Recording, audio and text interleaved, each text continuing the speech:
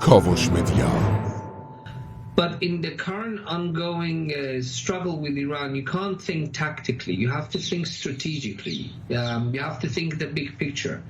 Let's just say, assume for a moment that Israel was behind all these attacks.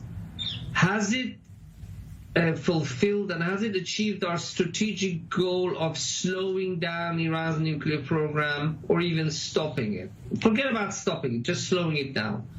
All the signs show that no, it hasn't.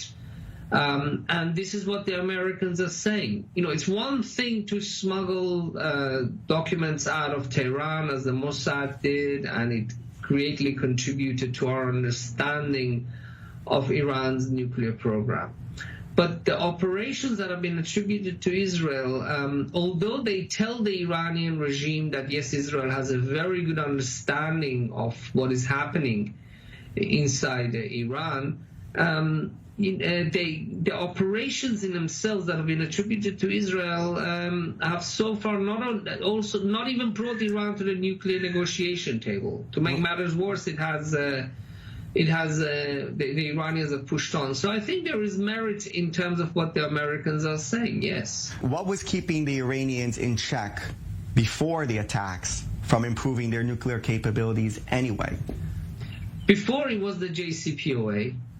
The JCPOA was keeping them in check. Whether you agree with the JCPOA or not, what we know is that the agreement kept Iran under control, kept the Iranian, and even the documents by the Mossad showed that Iran had not broken the JCPOA. But some of these attacks took place after the U.S. exited the deal already, though.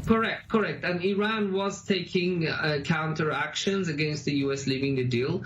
But it seems, judging by the results so far, that actions attributed to Israel have led to an increase in the acceleration of Iran moving away from the JCPOA. And this is not what we want. Look, you or I, we don't want to nuclear Iran. That's absolutely positive.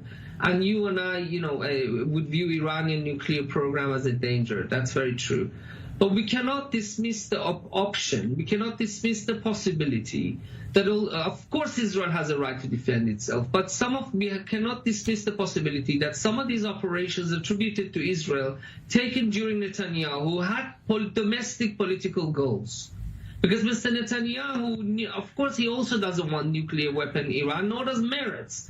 But we cannot dismiss the possibility that these options were undertaken in Iran, attributed to Israel, in order to boost Mr. Netanyahu's domestic standing. آنچه در مورد ما میگویند